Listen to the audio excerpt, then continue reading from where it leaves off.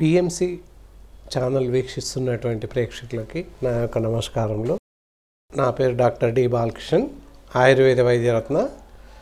ఇంతకాలంగా మీకు వివిధ రకాలైనటువంటి వ్యాధుల గురించి, జబ్బుల గురించి, ఎలా వస్తున్నాయి, ఏంటి, వస్తే తీసుకోవాల్సిన జాగ్రత్తల గురించి నేర్చుకుని ఉన్నాము, తెలుసుకుని ఉన్నాము.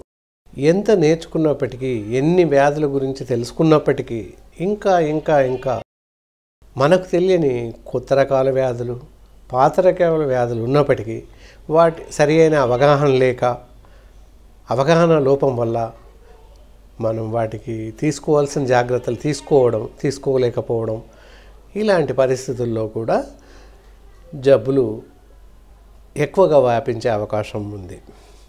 ఈ వ్యాధులు మనం సరైన సమయంలో గుర్తించి వాటికి సరైనటువంటి నివారణోపాయాలను కనుక తెలుసుకోగలిగినట్లయితే వ్యాధులు రాకుండా ముందుగానే నివారించుకునే అవకాశం ఉంది. అలా మనం ఎంత జాగ్రత్తగా తెలుసుకున్నా, ఎంత జాగ్రత్తగా ఉన్నప్పటికీ ఇంకా మనం ఎలా ఉంటే జబ్బులు రాకుండా ఉంటాయి అని ఇద్దమిద్దంగా చాలామందికి తెలియదనే చెప్పాలి. ఎందువల్ల అంటే మాకు అన్నీ తెలుసులే, ఏముంది ఇది అని చెప్పేసి అలక్ష్యంగా అవగాహన లోపం వల్ల జనాలు ప్రవర్తిస్తున్నారు. మన జీవన సరళిలో మనం జీవిస్తున్న ప్రణాళికలు ఈ చాలా రకాల మార్పులను చోటు చేసుకోవాల్సిన అవసరం ఎంతైనా ఉంది. ప్రతి వాళ్ళు జీవిస్తున్నాం, బ్రతికేస్తున్నాం అని చెప్పేసి అనుకుంటారు ఎవరికి వాళ్ళుగా. నేను బాగానే ఉన్నాను, ఆరోగ్యంగానే ఉన్నాను, పరిశుద్ధమైనటువంటి ఆహారమే తీసుకుంటున్నాను, లేదా స్వచ్ఛమైన గాలినే పీల్చుకుంటున్నాను, మంచి పరిశుభ్రమైన మినరల్ వాటరే తాగుతున్నాను నేను అని చెప్పేసి ఇలా కొన్ని ముఖ్యమైన సూచనలలో అనుకునే అవకాశాలు ఆ అవగాహన లోపం వల్ల ఉన్నాయి. ఎంతవరకు మనం పరిశుభ్రమైన ఆహారాన్ని తీసుకుంటున్నాం, ఎంతవరకు పరిశుభ్రమైన గాలిని పీల్చుకుంటున్నాం, పరిశుభ్రమైన నీటిని, ఆహారాన్ని తీసుకుంటున్నాం అనే విషయాలను మనం పరిగణలోకి తీసుకున్నట్లయితే చాలామంది చాలా ఈ విషయాల్లో మోసపోతున్నారు. మోసపోవడానికి కారణం ఏంటి అంటే వాటిని మనం సరిగ్గా గమనించకపోవడం వల్ల ఇవన్నీ జరుగుతున్నాయి. ప్రతి వాళ్ళు ఈ రోజుల్లో ఒక ఫ్యాషన్ అయిపోయింది. డాబు దర్పం కోసం పక్కవాడు ఏదో తీసుకుంటే మనం ఇంకొకటి తీసుకోవాలి, వాడికన్నా కాస్త ఎక్కువ అని చెప్పేసి ఒక రకమైన ఫోబియా ఉంది జనాలందరిలో. మామూలుగా నీటి విషయం తీసుకున్నట్లయితే మనకి సహజంగా మున్సిపల్ వాళ్ళు ఇస్తున్నటువంటి నీటి సరఫరా, ఆ నీరు మనకు సరిపోతుంది మన ఆరోగ్యానికి. ఎందువల్ల అంటే ప్రతిరోజు నీటి యొక్క నాణ్యత, నీటి యొక్క పరీక్ష జియాలజిస్టు జరుపుతారు. మనకు ఏ మేరకు నీటిలో ఉండాల్సిన లవణాలు ఉంటాయి ఇత్యాది విషయాలను వాళ్ళు పరిగణలోకి తీసుకొని ఆ తదుపరి మాత్రమే నీటి సరఫరా జనాలకు అందిస్తున్నారు. కనుక safety municipal water is best our life. వాస్తవంగా అలా కాకుండా జనాలందరూ ఈ రోజుల్లో ట్యాప్ వాటర్ తాగడం ఏంటి, తాగకూడదు, ఎలాగ వస్తాయని చెప్పేసి ఒక అపోహ ఉంది. ఆ అపోహను వీడండి. అందరూ ఏంటి మినరల్ వాటర్ అని చెప్పేసి బాటిల్స్ తీసుకోవడం, తాగడం, అది ఇది చేయడం జరుగుతుంది. ఎందువల్ల వాళ్ళు అసలు ఎక్కడ ఫిల్టర్ చేస్తారు, ఎలాంటి వాటర్ తీసుకుంటారు, ఏంటి అనేది ఇత్యాది విషయాలు ఎవరికీ తెలియవు. పూర్తిగా నీటిలో ఉన్నటువంటి లవణాలన్నీ తీసేస్తారు, మినరల్స్ అన్నీ వెళ్ళిపోతాయి. మన శరీరానికి అవసరం ఉన్నటువంటి ధాతువులు, లవణాలు, ఖనిజాలు అన్నీ కూడా వెళ్ళిపోయి నిస్సారంగా నీరు ఉంటాయి. నీటితో కూడా మనకి ఎన్నో రకాల లాభాలు ఉన్నాయి. అలాంటి నీటిలో ఉన్నటువంటి ముఖ్యమైన లవణ ఖనిజాలని వీళ్ళు మినరల్ వాటర్ పేరుతో పూర్తిగా తీసేస్తున్నారు. అందువల్ల మన శరీరానికి ఆ నీరు ఏ పరిస్థితుల్లోనూ ఉపయోగపడే అవకాశాలు లేవు. కాబట్టి సేఫ్టీ వాటర్, మున్సిపల్ వారు సప్లై చేసినటువంటి, సరఫరా చేస్తున్నటువంటి వాటర్ని తాగినట్టయితే సరిపోతుంది. ఆ వాటర్ని మనం ఫిల్టర్ చేసుకొని కాస్త వేడి చేసుకొని చల్లార్చి తాగినట్లయితే ఎలాంటి జబ్బులు రాకుండా ఉండే అవకాశం ఉంది. ఈ మినరల్ వాటర్లో ఇందాక చెప్పుకున్నట్టు చాలా రకాల ప్రాబ్లమ్స్ ఉన్నాయి కనుక చూసుకొని వాడండి. ఎంతో బ్రాండెడ్ మినరల్ వాటర్స్లో కూడా పాలిసిస్టిన్ పార్టికల్స్ కలుస్తున్నాయని కొన్ని నివేదికలు ఆ మధ్య చెప్పాయి. చాలా రకాల బ్రాండెడ్ వాటర్స్లో కూడా పాలిసిస్టిన్ క్రిస్టల్స్ రసాయనాలు కలుస్తున్నాయని కొన్ని రకాల అధ్యయనంలో తేలింది. ఈ విషయాలు కూడా పేపర్లో ఎన్నో మార్లు ఇచ్చారు. అయినప్పటికీ జనాలు గుర్తించట్లేదు. కాబట్టి ఈ నష్టపోతున్న విషయాన్ని గుర్తెరిగి మంచి పరిశుభ్రమైన నీటిని తీసుకుంటారని మా యొక్క ఆలోచన. ఉవాచ. అందరం అనుకుంటాం, నేను ఆరోగ్యమైనటువంటి ఆహారాన్ని తింటున్నాను, అంత మంచి ఆహారం తింటున్నాను, నాకు ఎలాంటి జబ్బులు రావు అని చెప్పేసి ఒక రకమైనటువంటి హుందా స్వభావంతో, అవగాహన రాహిత్యంతో అలా అనుకుంటుంటారు. కానీ మనం తీసుకునేటటువంటి ఆహార పదార్థాలలో కూరగాయలు తీసుకున్న, ఆకుకూరలు తీసుకున్నప్పటికీ తీసుకొచ్చి వెంటనే ఫ్రిడ్జ్లో పెట్టేయడం, తెల్లవారు తీసి వండుకోవడం. దానివల్ల ఏంటి అంటే చాలా రకాల క్రిములు వాటితో పాటు ఉండిపోతాయి. ఈ ఫ్రిడ్జ్లో పెట్టడం వల్ల ఏంటి అంటే బ్యాక్టీరియా శీతల ప్రదేశంలో ఇంకా కూడా ఎక్కువగా పెరిగిపోయే అవకాశం ఉంది. కాబట్టి మనం ఎప్పుడైతే మార్కెట్ నుంచి కూరగాయలు కానీ ఆకుకూరలు తీసుకొస్తామో, తీసుకురాగానే ఆకుకూరలను సపరేట్గా చేసేసి, ముఖ్యంగా ఆకుకూరల్ని ఏ రోజుకి ఆ రోజు తెచ్చిన వెంటనే వండుకోవడం ఎంతైనా మంచిది. వాటిని అదేవిధంగా కాకుండా ఆకులు విప్పతీసేసి కాస్త నీటిలో వేసి ఆరబెట్టేసి ఆ తర్వాత మామూలు న్యూస్ పేపర్లో చుట్టేసి పేపర్లో పెట్టుకున్నట్టయితే తాజాగా ఉంటాయి. ఫ్రిడ్జ్లో పెట్టుకున్నా బయట పెట్టినా కూడా బాగానే ఉంటాయి. కూరగాయలన్నీ కూడా నీళ్ళలో ఒక 10 నిమిషాలు వేసి తీసి ఆ తర్వాత వండుకోవడం ఎంతైనా శ్రేయస్కరం. ఉప్పు నీటిలో వేసినట్టయితే పైన ఉన్నటువంటి కెమికల్స్, పెస్టిసైడ్స్ ఏవైతే ఉన్నాయో అవన్నీ కూడా చనిపోయే అవకాశం ఉంది. మనకు స్వచ్ఛమైనటువంటి ఆహారం, పరిశుద్ధమైన ఆహారం అప్పుడు లభిస్తుంది. కాబట్టి దయచేసి ఈ విషయాలను పరిగణలోకి తీసుకొని ఆహారం విషయంలో చాలా జాగ్రత్త పడడం ఎంతైనా మంచిది. కూరగాయలను కానీ ఆకుకూరలను కానీ పూర్తిగా ఉడికించడం, మూత లేకుండా బౌల్ పైన ఉడికించడం నష్టదాయకం. ఎందువల్ల అంటే ఆకుకూరలను జస్ట్ ఒక 5-10 నిమిషాలు మ్యారినేట్ చేస్తే సరిపోతుంది. అంతకుమించి ఎక్కువసేపు ఉడికించినట్లయితే అందులో మన శరీర పోషణకి అవసరం ఉన్నటువంటి మినరల్స్, విటామిన్స్ అవ్వచ్చు, ఇంకేమైనా ఫైబర్స్ కావచ్చు, ఇలాంటివన్నీ కూడా మనం నష్టపోయే అవకాశాలు ఎక్కువగా ఉన్నాయి. ముఖ్యంగా ఆకుకూరలు జీర్ణ ప్రక్రియ మీద ఎక్కువ ప్రభావం చూపిస్తాయి. మనకి శరీరానికి ఆకుకూరలు ఎంతో మేలు చేస్తాయి. కాబట్టి ఎక్కువసేపు మూత లేకుండా వాటిని ఉడికించకూడదు. మినిమం ఒక 5-10 నిమిషాల్లో దాన్ని పూర్తిగా కుక్ చేసి ఆ తర్వాత వాడడం చాలా మంచిది. కూరగాయలన్నీ కూడా ప్రతిదిని ఉప్పు నీటిలో వేసి ఒక 10 నిమిషాల నుంచి కడిగేసి పరిశుభ్రంగా ఆరనిచ్చి ఆపిదప్ప ఫ్రిడ్జ్లో పెట్టుకోవడం ఎంతైనా మంచిది. ఫ్రిడ్జ్ లేని వాళ్ళు బయట కూడా పెట్టుకోవచ్చును, ఎలాంటి నష్టం లేదు. అలా వాడిన కూరగాయలు మన ఆరోగ్యానికి ఎంతో శ్రేయస్కరం. ఇంకా పళ్ళ విషయానికి వస్తే పళ్ళు కూడా సేమ్ అలాగే తీసుకొని వచ్చి ఫ్రిడ్జ్లో పెట్టకూడదు.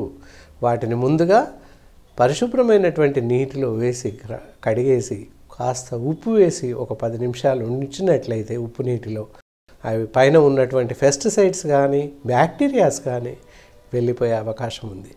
వాటిని పరిశుభ్రంగా కడిగి ఆరనిచ్చి పూర్తిగా ఆరిన పిదప ఫ్రిడ్జ్లో పెట్టుకోవచ్చును, లేదా మనం తినడానికి వాడుకునే అవకాశం ఉంది.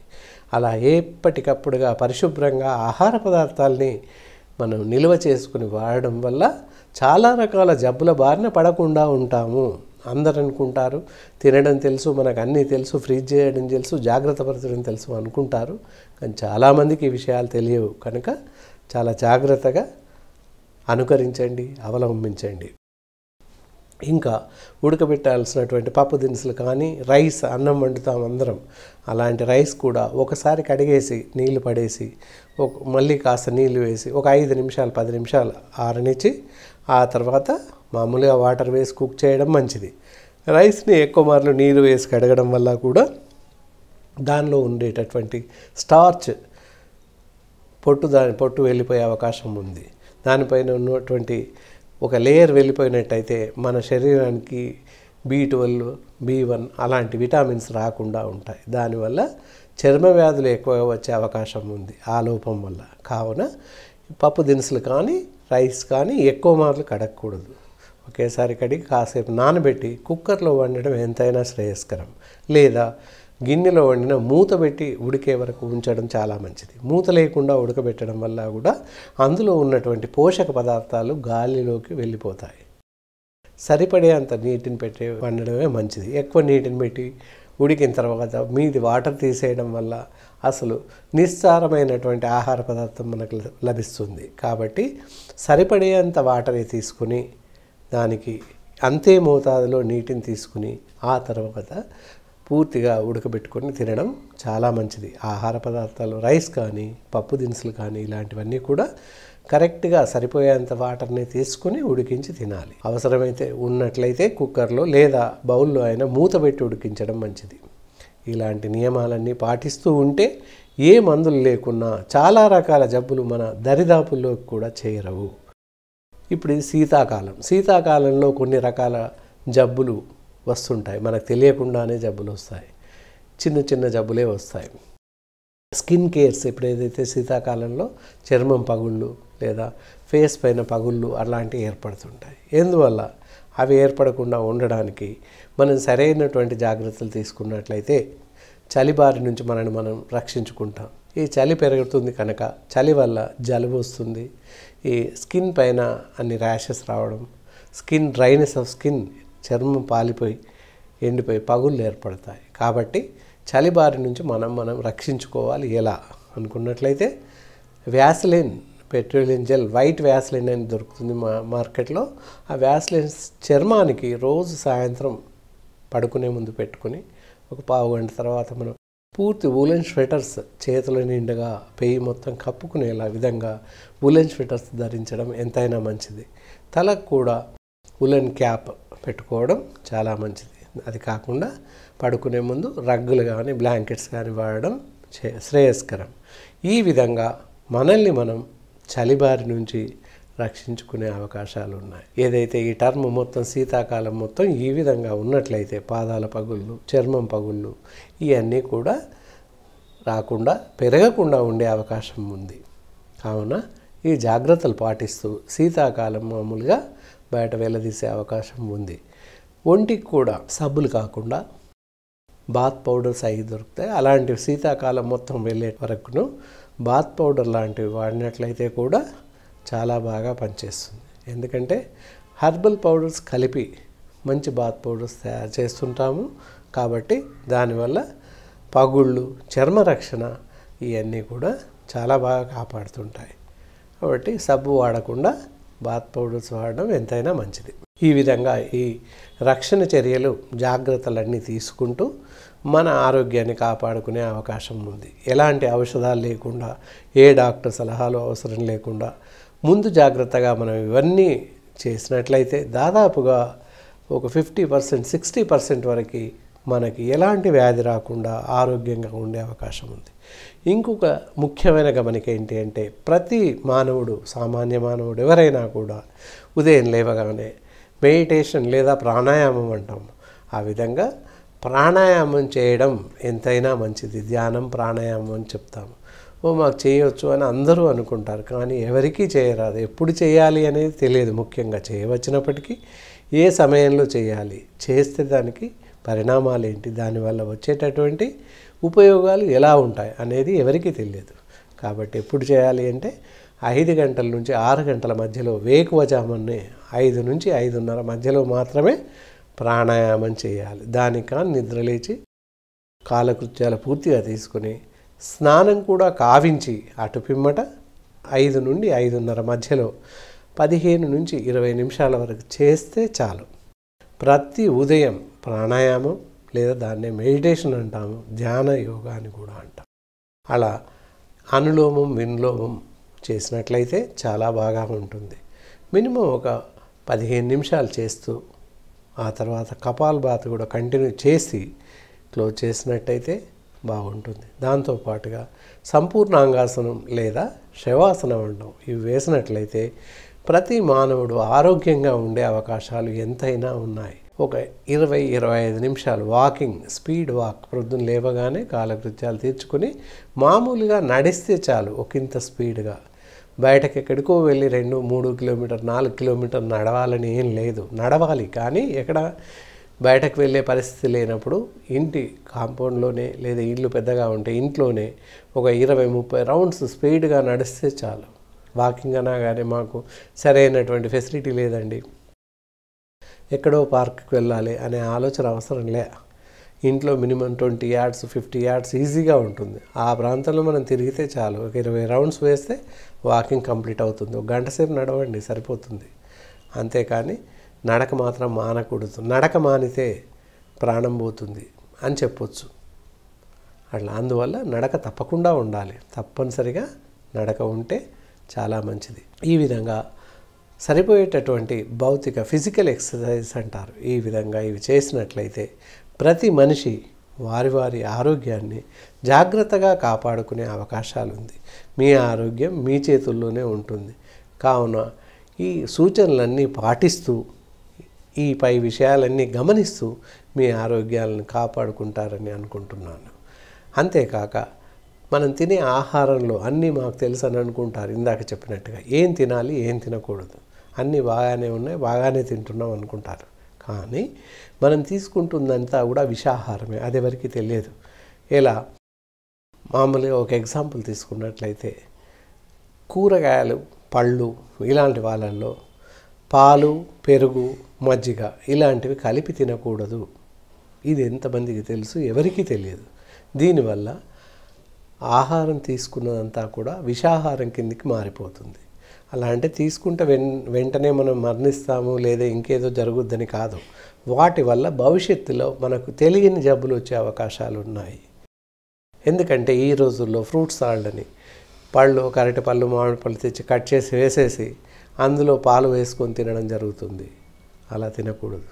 కొన్నిట్లలో ఉప్మాలో వాటిలలో పెరుగు వేసుకొని మజ్జిగ వేసుకొని తింటారు చాలామంది. అలా తినకూడదు. మామూలుగా ఫ్రైడ్ రైస్, బిర్యానీ రైస్ ఇలాంటివైనా తీసుకున్న అందులో పెరుగు వేసుకొని తింటారు. అలా తినకూడదు. ఇవన్నీ కూడా చాలా ప్రమాద హేతువులే. మామూలు ఈ రోజుల్లో రైతా అని చెప్పి పెరుగు, ఉల్లిపాయలు వేసేసుకొని తింటుంటారు. అది తినకూడదు. ఎంతమందికి తెలిసే విషయాలు? ఎవ్వరికీ తెలియదు. కావున కూరగాయలు, పళ్ళు, పాలలు తీసుకునేటప్పుడు పెరుగు కానీ, పాలు కానీ, మజ్జిగ కానీ అస్సలే కలపకుండా తినాలి. సపరేట్గా వేటికి అవే పళ్ళు తినాలి. పెరుగుకు పెరిగే తినాలి. పెరుగులో చక్కెర వేసుకొని తింటారు చాలామంది. పెరుగులో చక్కెర వేసుకొని తినకూడదు. విషం అంటే అప్పుడే చనిపోతామని ప్రలోభపడకూడదు. దానివల్ల ప్రమాదం ఉంటుంది. భవిష్యత్తులో తప్పనిసరి ప్రమాదం ఉంటుంది. కూల్ డ్రింక్స్ తాగకూడదు, శీతల పానీయాలు తాగకూడదు, జంక్ ఫుడ్స్ తినకూడదు. ఇలాంటివన్నీ కూడా మనం మానేసి ఈ పద్ధతి ప్రకారంగా ఆహారం నియమాలు పాటిస్తూ ఉన్నట్లయితే మన ఆరోగ్యం ఎంతైనా మంచుకుంటుంది. కూరగాయలు వాడే విధానంలో కూడా టమాటా, ఆలుగడ్డ వండుతారు. అది ఏం ప్రాబ్లం లేదు, తినొచ్చు. అలా కాకుండా మునగకాయలు, టమాటా కలిపి వండుతారు. అలా వండి తినకూడదు. అది ప్రమాదం.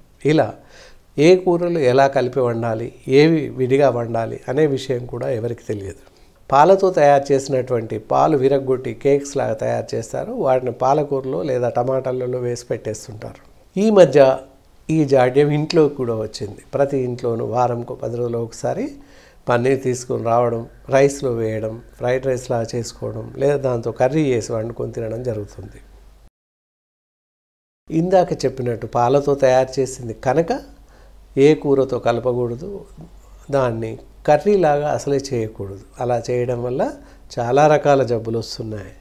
అందుకే మేము అన్నీ తింటున్నాం, మాకు ఎందుకు వస్తున్నాయి జబ్బులు, మేము మంచిగానే ఉంటున్నాం, ఆహారం గుడ్డు మంచిది తింటున్నాం అని అంటారు అందరు. కానీ ఇక్కడ తప్పు జరుగుతుంది. మనం తినే ఆహారం అంతా విషమే. ప్రతిదినం విష పదార్థాలుగా మనం తయారు చేసుకుంటున్నాం అంతే. అది మనకు తెలియదు.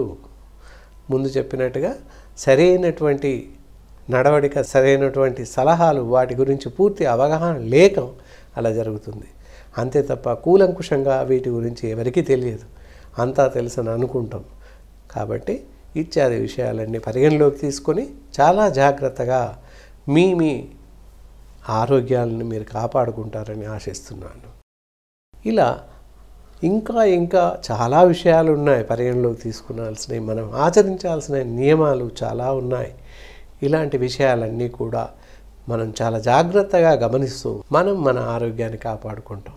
అన్ని రకాల తృణధాన్యాలు తినవచ్చును. ఉలవలు కానీ, పెసలు కానీ, కందులు కానీ ఇలాంటివన్నీ కూడా తినచ్చు. ఇప్పుడు ఇవన్నీ కూడా మనం మానేసాం. ఇవన్నీ తినడం లేదు, తెలియదు ఎవరికి అసలు ముఖ్యంగా. కాబట్టి చాలా జాగ్రత్తగా అన్ని కూరగాయలని తీసుకోవాలి. అలాగే కూరగాయలు కూడా ఏవి కలిపి వండాలి, ఏవి కలిపి వండకూడదు అనే విషయాలు కూడా తెలియదు. కొంతమంది ఏం చేస్తారు, బెండకాయ వండుతూ ఉంటే బెండకాయలో పాలు వేసేస్తారు. ఇందాకే చెప్పాను, పాలు వేయకూడదు. ఏ కూరలలోనూ పాలు వేయకూడదు. కొంతమంది శర్కర వేస్తారు, వేయకూడదు. ఇలా చాలా రకాలు మనం వాడకూడని పదార్థాలు, మనం చేయకూడని పనులన్నీ మనం చేస్తున్నాం, తెలియకుండా, మనకు తెలియకుండా చేస్తున్నాం. అందువల్ల తెలియకుండానే మనకు జబ్బులు వస్తున్నాయి. కావున తప్పకుండా ఈ సూచనలు మీరు అవలంబించినట్లయితే మీ ఆరోగ్యం మీ వద్దే ఉంటుంది, అనారోగ్యం పాలు కాకుండా కాపాడతారు. ఇలా రకరకాల విషయాలు, ప్రతి చిన్న విషయమే అనుకుంటాం, కానీ ప్రతిదాన్నేను మనం అలక్ష్యంగా అవగాహన లోపంతో ఏదో పనులు ఎందులోకి లోనవుతున్నాం. ఇంకా కొన్ని పక్కవాడు తింటున్నాడు మనం తినవచ్చులే అని ఆ అంశంతో కూడా పక్కవాడు మినరల్ వాటర్ వాడుతున్నాడు మనము వాడదామని వాడడం. ఆ విధంగా కూడా అంటే సొసైటీలో పెద్దరికం కోసం, డాబు దర్పం కోసం కూడా కొన్ని రకాల అవసరం లేనప్పటికీ వాడుతున్నాం. దానివల్ల అనారోగ్యం మనకు వస్తుంది, కానీ పక్కవాడికి రాదుగా. ఆ విధంగా ప్రతిదినం మన విషయం మనమే, మన ఆరోగ్యం మందే అని చెప్పేసి, మీ ఆరోగ్యం మీ చేతుల్లోనే ఉంది. కాబట్టి ఈ జాగ్రత్తలన్నీ పాటిస్తూ, ఈ లక్షణాలన్నీ చాలా గుర్తెరిగి గమనిస్తూ మీరంతా చాలా జాగ్రత్తగా ఈ విషయాలను పరిగణలోకి తీసుకొని అవలంబిస్తారని, ఈ విషయాలను గుర్తెరిగి మీ జీవితంలో పాటిస్తారని ఆశిస్తూ ఈ కార్యక్రమాన్ని ఇంతటితో ముగిస్తున్నాను. సెలవు.